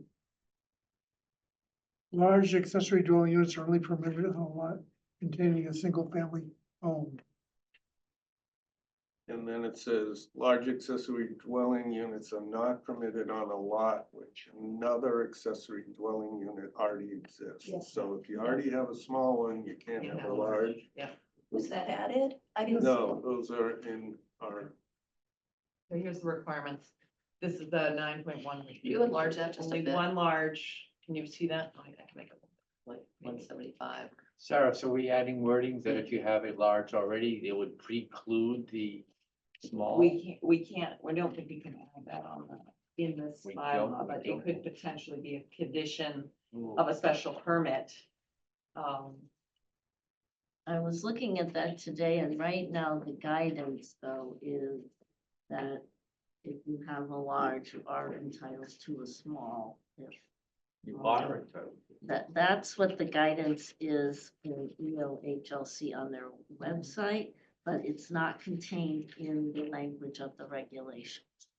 So, I mean, the law is too new, but I don't think we can definitively say if someone asks that question that, oh, no, definitely not. I don't think we can answer it that way. And I would like to ask the board, why are we putting forth a large ADU at all? If, so one, we want ADUs to be small and accessory, right? So why are we saying, why are we doing another layer when we don't need to? Because this would be the case, you had a small ADU, you could probably, under the state guidance, put another small ADU. Whether it's large or not isn't the issue. No, No. a second small is, Special permit. Oh, It's in the requires regulations. special permit. So my question is why, but we're getting ourselves into a pickle in town, because if somebody wants 2 ADUs, they can first just apply for a large and then do a small by right. So now they've got 3. They're not guaranteed a large. They're not, right. So Well- why are we doing it? So here's my answer, this is opinion, and that is, we have been, since I have been on the board and before, we have been hashing around ADUs and struggling to figure out how to address the fix the employee piece, fix the double lot piece in something that's reasonable. And we've had many people come here and tell us the town wants the ability to have ADUs everywhere, or the town wants no ADUs, or whatever. And so we're gonna put this before the town meeting and find out what the voters think about a large ADU. That's my view, is that we actually don't know what everyone thinks, and let's give the town the opportunity to think it through and make a vote. And whether they make a vote, whether the town meeting votes for it or against it, will be interesting, and then we will actually know how people feel. That's, I agree with that, and I think during the most recent hearing we had, I mean, there were more people pressing us to go larger, to not have a rental limitation. There were more people who were arguing, yeah, have them everywhere, that, you know, it was discriminatory, some of our rules. So we have heard from a lot of people who want these. We've also heard from a lot of people who don't want any of this. So as Sarah said, I think it's our responsibility, representing the entire town, as a planning board, to put something forward that we think, is what people are asking for, and we'll see if it is or not. Laura, can I add to that too? Because I was originally against the large size, and there was a point when we were talking about a 2,000 square foot large ADUs for my scratchy voice. It's allergy season. But, and I came around to it when we reduced the number, because I thought, you know, for me, a 2,000 square foot house felt like another house. So, when I came around, it was the discussions that we had, and we heard some with the public. It wasn't a black or white thing, like, you know, we want them all or we don't want any. It was more like, we have a lot of existing structures in town, our garage, our carriage house, or, you know, with our older historic fabric. We have a lot of buildings that are not, they're gonna be a little too large for an ADU, and that's not gonna give, this standard will not give you the flexibility to use that for, you know, an in-law apartment or whatever it might be. But if we give a little more room and a special permit process, then we might actually preserve some of those buildings and allow people to use their properties and their outbuildings in a way that does accommodate more housing. And I thought that was pretty compelling, so long as we limited it to what seemed to me like a reasonable size with 1,200 and not going, you know, bigger than that. And any number you picked is arbitrary, right? 1,200, 1,500, 2,000, we argue them all.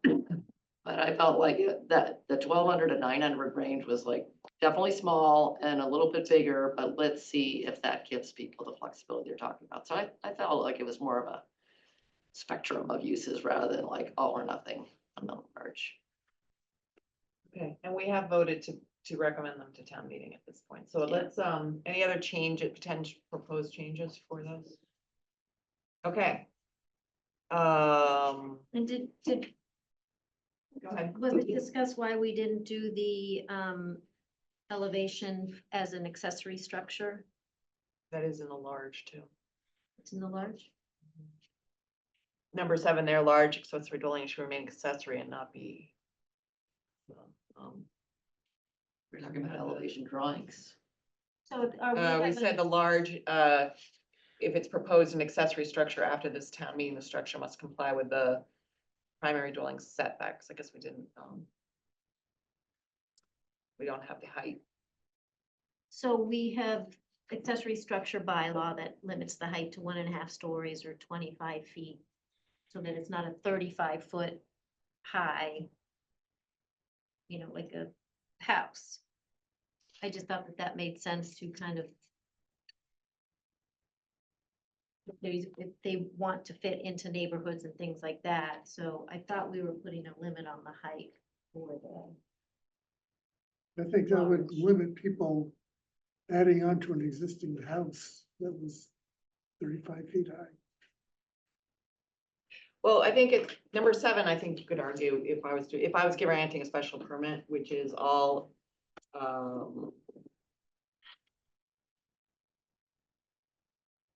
dimensional requirements, it says additions, but we don't forget it's a special permit. So comply with lot coverage requirements, primary building setbacks and dimensional requirements. So dimensional requirements, and that says additions, but you know, if you have an accessory structure and this is by special permit, don't forget. So I think a ZBA could certainly, look at the lot and make that determination. They Right, but wanted if an to. applicant, if it's not in the bylaw, the applicant will say it's not in the bylaw and they would have to grant it. So this is the time to put those types of things in the bylaw.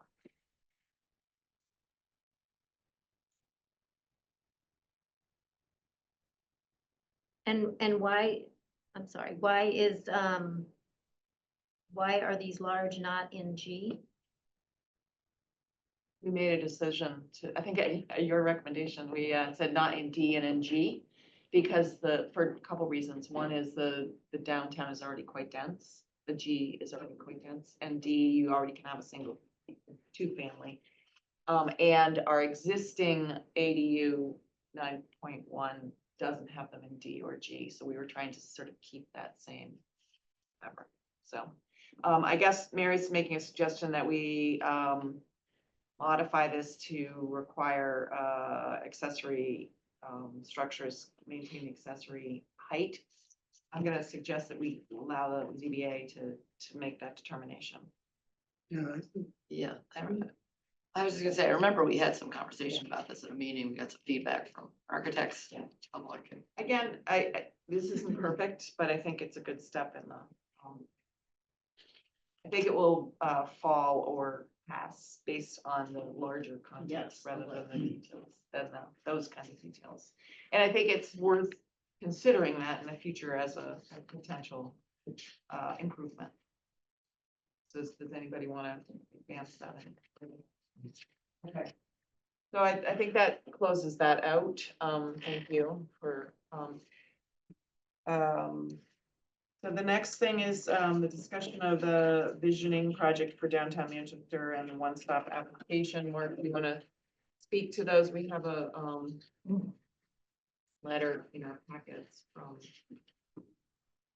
Kathy McCabe. Kathy McCabe, yes. And as I said, Mark and I met with her. And Mark, why don't you go ahead and. So, so this is, this kind of stems a little bit from a follow-up on our MBTA discussions last spring when we were putting the bylaw together. And those initial proposal included a large portion of the general district.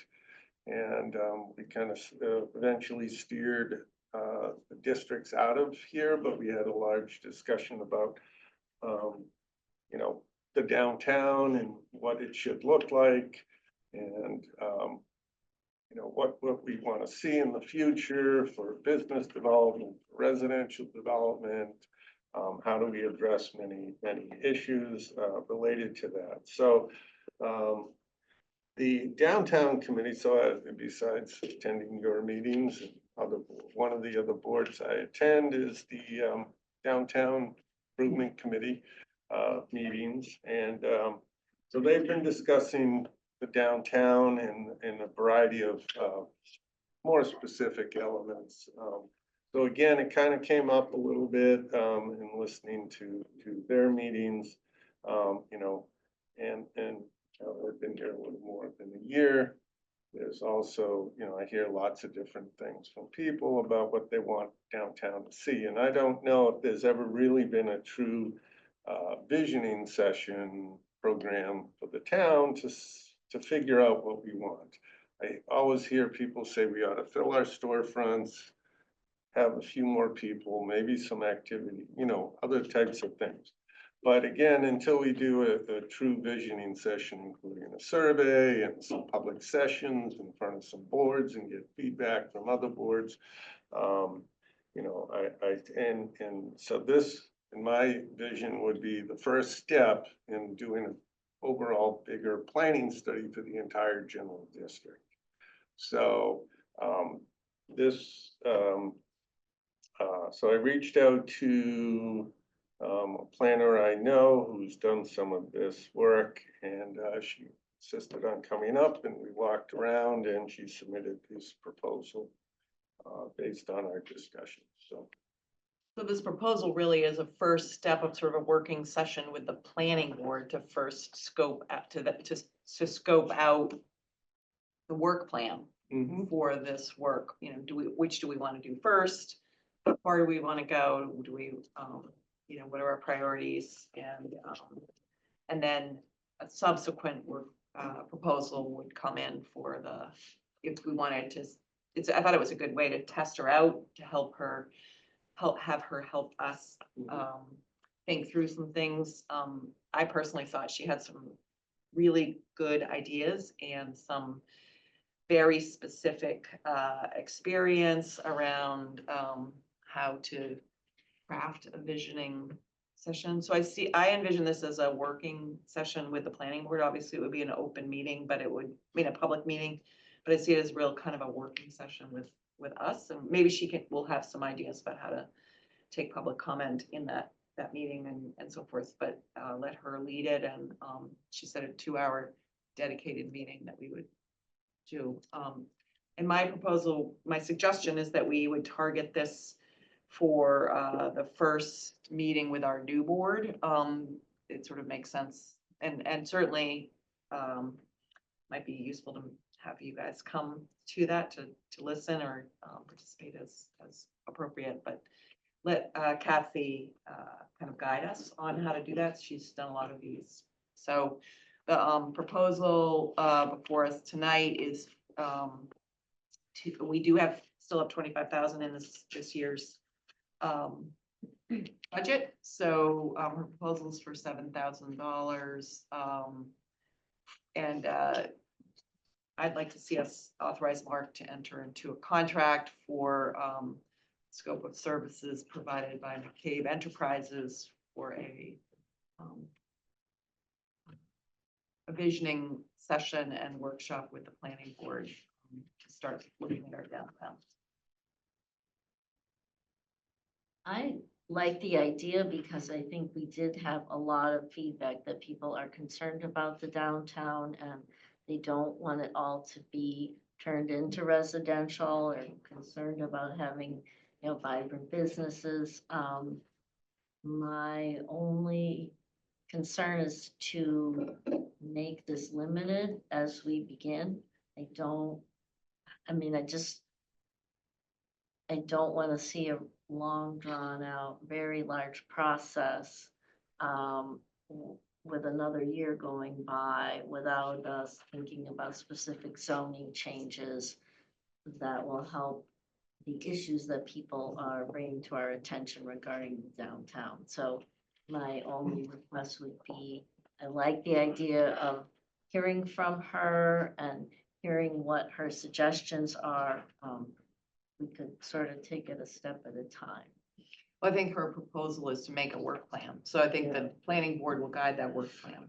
The way I see it is, what do we see as the first steps? Steps, and how does this potentially become part of, I mean, one other way the work plan might flow is that it becomes a part of the master plan, is that that larger work is part of the master plan potentially, or and I know that there's the one-stop, So I envision this as kind of being like a precursor, a little taste of what we can do, what people think for the downtown while we apply for a one-stop grant. And they have a small town and rural development program or small town planning grant, which we would apply for to do a master plan for the entire general district, to really look at, because our general district is more than just the downtown. So we would look at the general district from a zoning perspective and the downtown specifically, and as well as we would look at streetscape design for the downtown. The DIP committee has a streetscape of which phase 1 was constructed like 15 years ago, maybe more. They have plans for phase 2. Kind of. Yeah, but it's, you know, it could be reworked a little bit. There's some very good things about phase 1 and some things that probably should be reworked into phase 2 as well. So looking at the streetscape, looking at, you know, parking, street design, that all kind of fits together, as well as looking at zoning. And so would envision we would try and get an application into the one-stop, and so this would kind of give us a preliminary kind of step into that. when is the one-stop grant? When are the one-stop? They're grants? due sometime in June. I forget what Okay, the so- exact date is. So having a workshop in May helps us to prioritize the scope of work Mhm. for a grant application. So I agree with Sue that we can't ignore short-term things that have to be done. My other hope is that there are a lot of stakeholders in the downtown, and I think the planning board is the logical place to do this. But we have to make sure that we incorporate Oh, absolutely. the DIP and the property owners and the residents in the downtown and the Chamber of Commerce. They all have a role to play in this. As well. Well, of course, that's the, yeah. So this has got to be a wide net that we're gonna cast here right away. So thereby the challenge, though, how do you, I like the effort, I've always liked this kind of effort, the brainstorming, thinking about it. But it tends, when you expand the range, it gets a bit diluted and the message starts to go all over the place, different what you intended. So that's something we have to be aware. I'm not saying we shouldn't do it, because I do think we should do it. But beware Sure. that's a good chance that will happen. Laura, If you're doing a visioning study with a fairly narrow budget and timeline, and then you're doing one stop, which maybe is more technical, I would advocate for making the vision study about thinking about what makes a vibrant downtown, what do we want to see, not about problem solving in a technical sense, and definitely not about parking. Because I think you need to remember that you've just done a parking study. We have that information. We're not going back to argue that one way or the other. Really, there are so many more things to talk about downtown than parking and whether you should be able to park outside a store. So I would just, and I know I'm not gonna be here when this happens, but I'll be there in the public, but We'll channel you. I'll be happy to come and say it again. But I think this is an opportunity, especially if it's kind of short and condensed. It's like, what do we want to see? Let's do some real visioning here. What's vibrant? And it's not just fixing problems. And well, so we can come back and talk about parking in part 2, but Don't think about parking. Think I about something guarantee bigger. parking will become, having been in all these downtown. I know, I think you just need to improvement set that Parking, right at the parking beginning. and restrooms are basically all we talk about. Right, so So maybe you I should think tweak. the other question for me is what's Yeah. actionable? And, What do you mean, what's actionable? actionable, meaning, you know, we don't, this How is, do we get the it one done? stop is a planning grant. It doesn't come with a $10 million implementation grant. Oh, yeah. And so actionable to me are things that, can happen in the near term. And I know, Mark, you're very interested in the whole general district, but I think we're hearing that that the downtown center is the main concern, and there's significant pressures for change that our current zoning could allow unintended consequences, or my opinion, Unintended negative consequences? unintended, unwelcome, unintended outcomes. And so how do we get consensus around, we are never gonna improve, we're not gonna, you know, please everyone.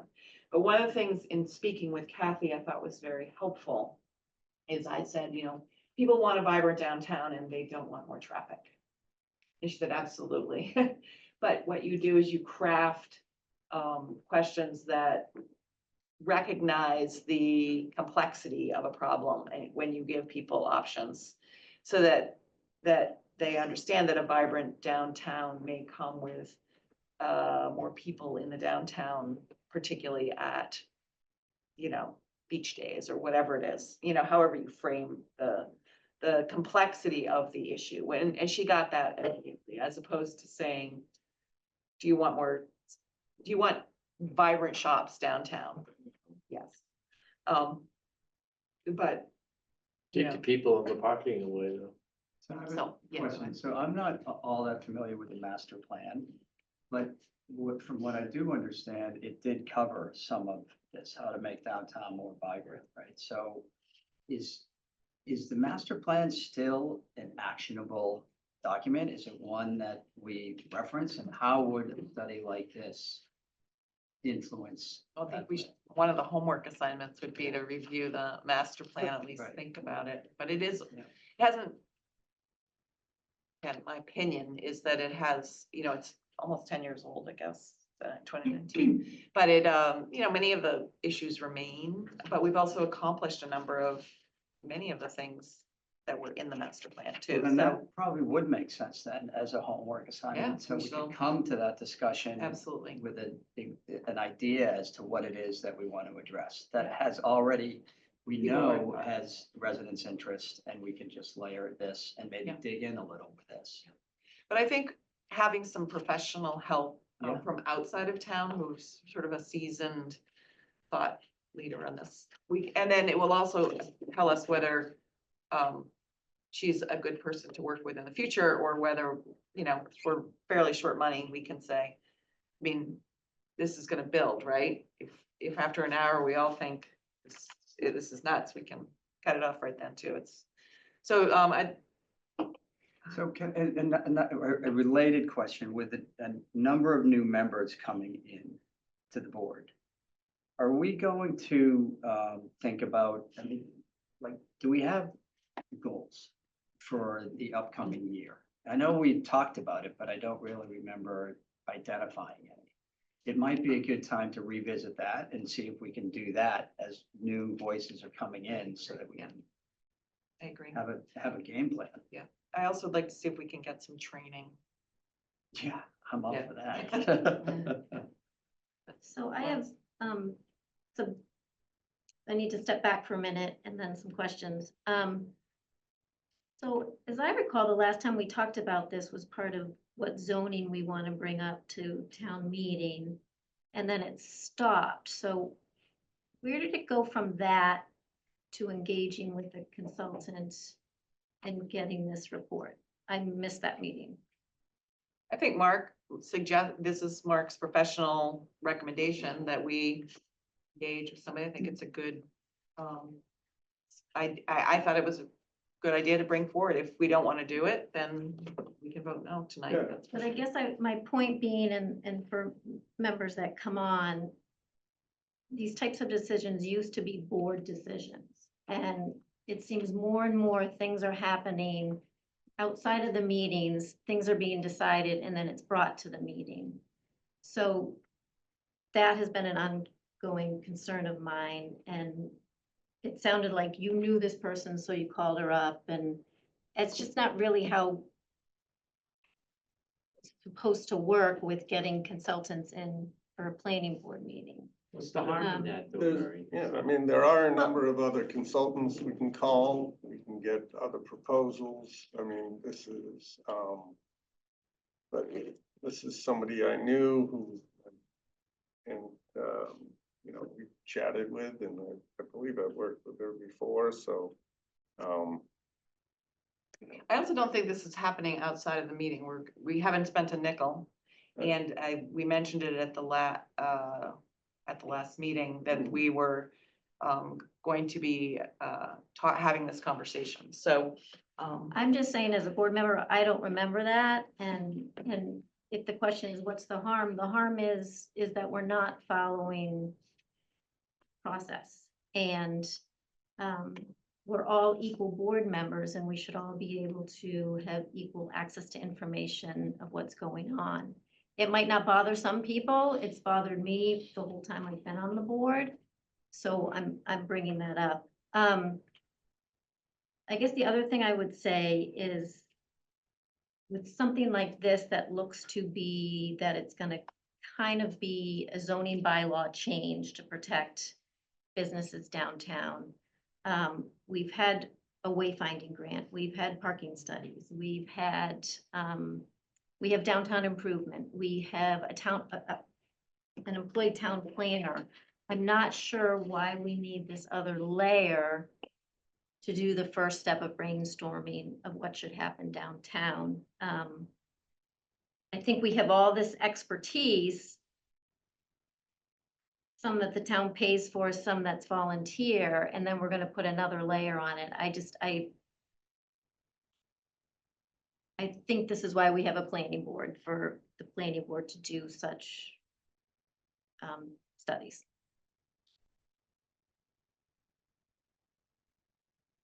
Well, I appreciate your perspective, but I also appreciate Mark sort of taking the initiative to get this moving, because it seems like we constantly just have these things thrown at us and we have to react, but every time there's a change in state law, and it seems to me here's a chance to get ahead of this a little bit. I think Mark's idea of bringing in an independent person is actually, could be helpful.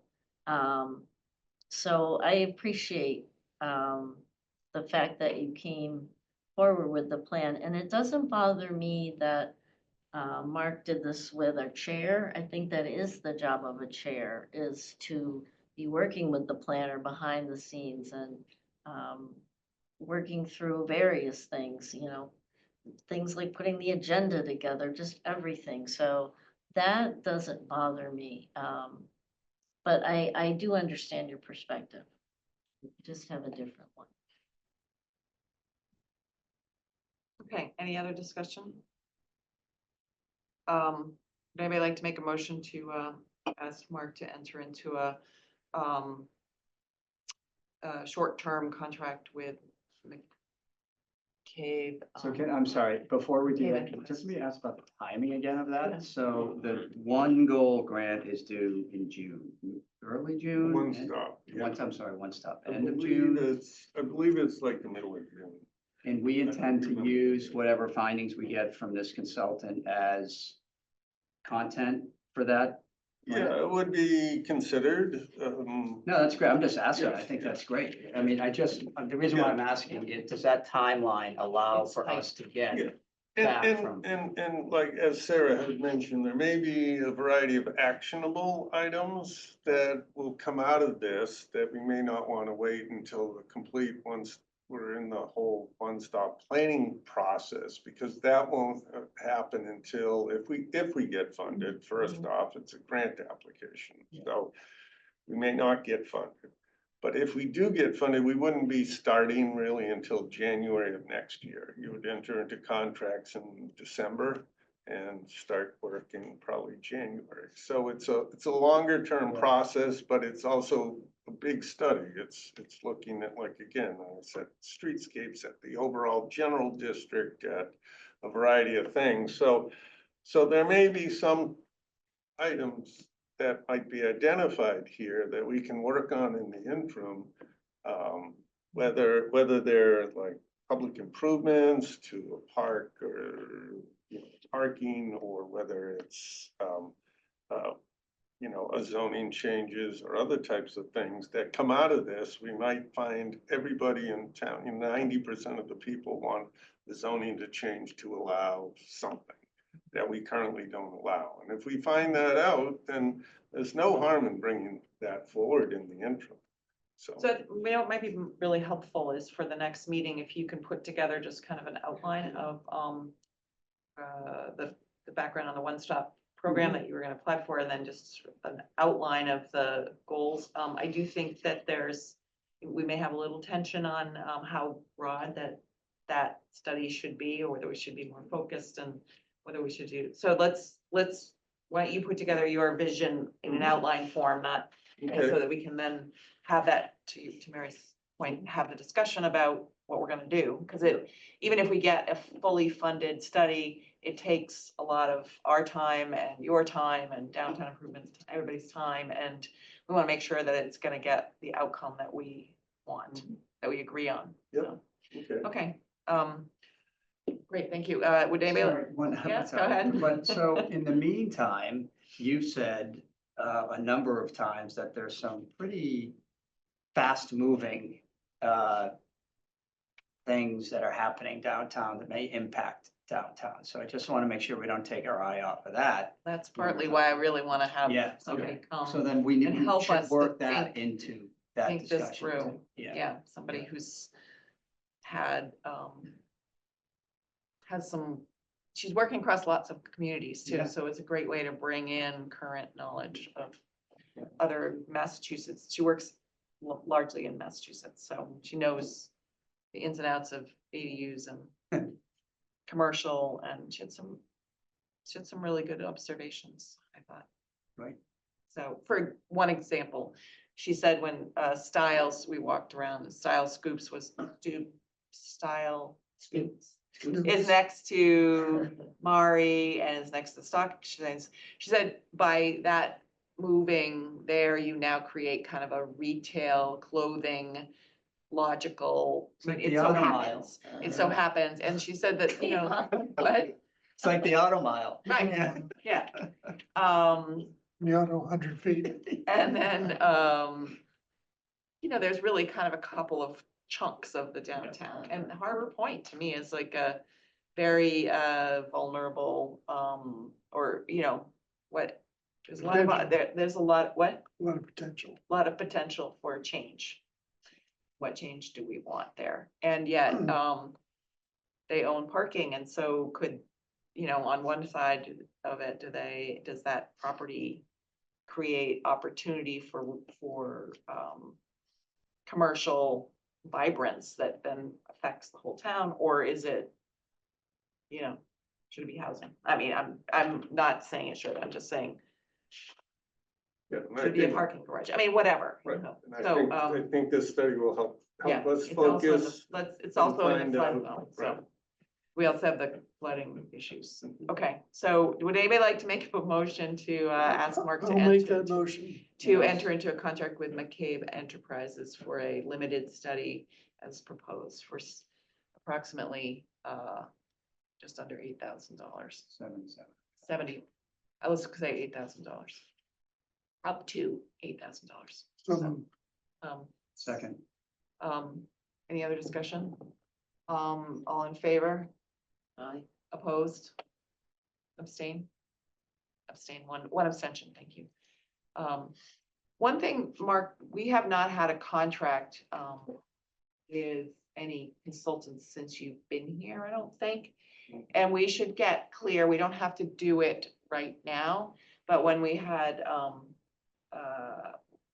we don't have to talk about it tonight, but let's, when we get this, about who approves the bills for the work, the scope of work, is it done? I think we ran into problems with the Mark Bobrowski contract where the scope was paid out but not completed. And so we really want to make sure that that doesn't happen. Okay. Well, they're supposed to come to the planning. Yeah, board. it needs Yeah. approval. So, let's keep our eye on that ball. Okay, thank you. I mentioned correspondence already. We have minutes of March 12th. I wasn't here. It was not. Mary was not here. Okay, I'll move they be approved. okay. Second.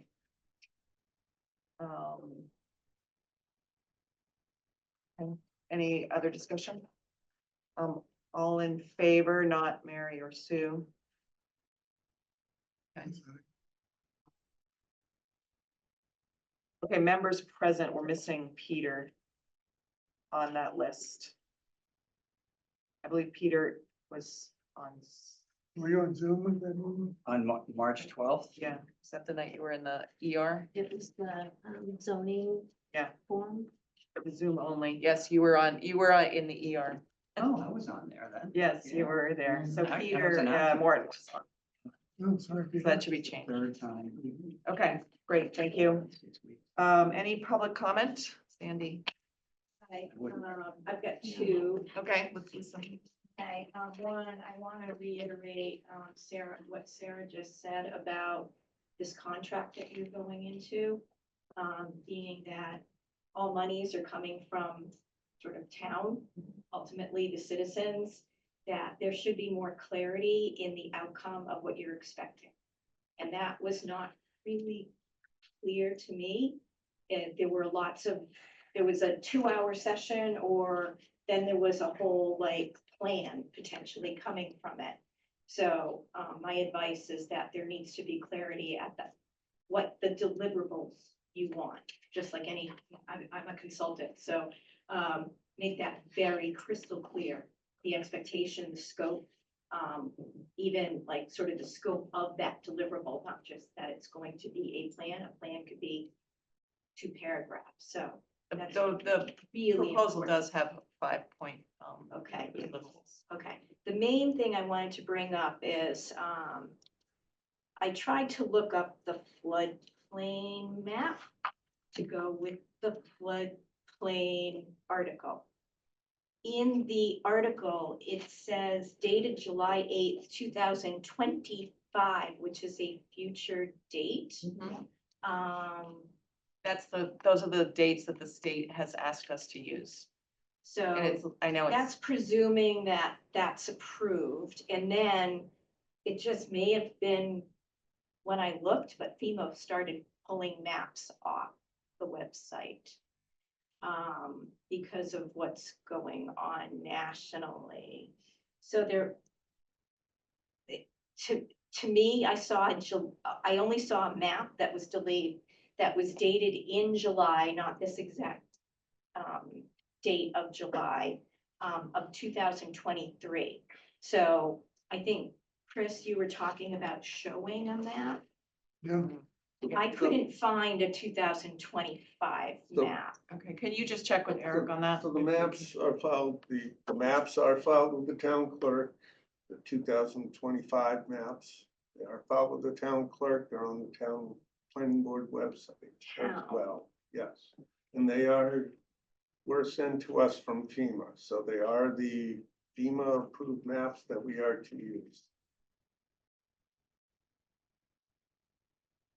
So I don't know what else to say, but Maybe you can just double confirm with, because I think that is a question that we are going to get. And here's the link, National Floodplain Layer. So if you can just check with Eric and see if there have been changes. and if So we that we, can print them and have them at town meetings so people can. yeah, we're gonna put them on a board. Yeah, I think Yeah. it might be out for comment. So what's there might change. And in the future, just something to consider. is that if an updated map becomes approved, are you going to have to always update this article, or maybe within the article in the future, add something, or within the bylaw in the future, add something about maintaining updates Yeah, so with if, approved FEMA maps? so from a zoning perspective, if a map is updated, regardless of what kind of map it is, that refers to a zoning thing, it needs to get readopted by town meeting. It does. So whether it's a floodplain map or we change some overlay district or something else, somewhere else. So it does need to go back to town meeting. I believe I received a letter recently from FEMA that says there were no changes to Manchester's maps, but they issue new maps with new dates. And so. We that's- should probably just make sure that. Yeah. Yes. Okay, I great, will- thank you. I will make sure. Okay, any other comment? Anybody else online comment? Okay, other matters, we just to circle back to earlier in the meeting, Mark's going to look at the A&R application and, get back to us with an updated, A&R application. So I think Mary's correct, it hasn't been updated in a long time. And I know I talked with Shannon about, he's put a, A&R checklist when an A&R comes in, but can we make sure that is there a way that we can get to that before the town clerk stamps it? So to make sure it's complete, because if the town clerk stamps something and it's incomplete or the fine or then we're kind of stuck. So Clock's ticking. yeah, the clock is ticking. So can we ask, is there a process by which we can ask that that you see it before and go through the checklist that I know is now in each file? I'll find out. Let's find out. I'll find out. Yeah, that, or for that we sure. can give her that checklist at least, when she's not able really to look through those. Yeah, in most other communities, well, in the other communities I worked in, we never had quota checklist, and you look at the plans to make sure they're sufficient for an A&R purposes, so. But if so an that's A&R. primarily what I look at is the plan to see whether it's entitled to endorsement or not, so. But have they paid the fee? Yes, right. Is the, and even the plan, so Mhm. often we do get a plan that needs changes. It's the process, not the substance. Right, Okay, so if we can check yeah, with them. I will. Well, and one of those 4 things has to be checked In the in application. the application. Yeah, But, so we can know what basis we are. Right. but we probably have to add number 5. And I think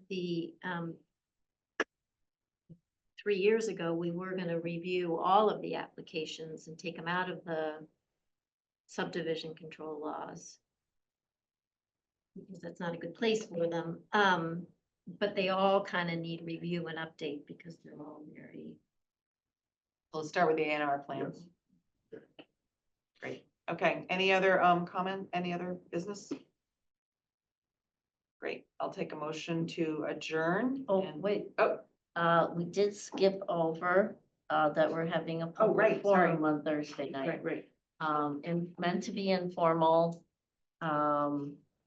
And so that people have a chance to have more informal discussions about what will be on the warrant from the planning board. And it's posted on Zoom as well as, and we'll be here Yes. at 6:30. Mhm.